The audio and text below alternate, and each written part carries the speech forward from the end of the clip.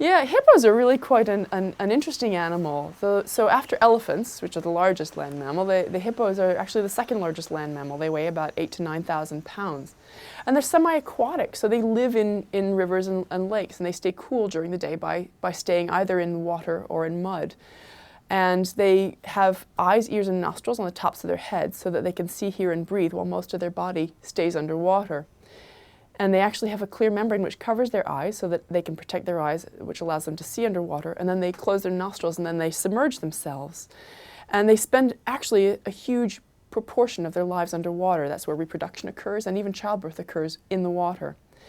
And they'll just come out at dusk to eat short grass, which is their main source of food. So in the evening they'll come out for 4 or 5 hours, and that's when they do their feeding.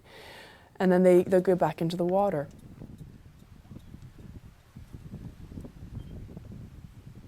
And they don't actually swim in the water. They float or they sink by controlling their breathing and their body position.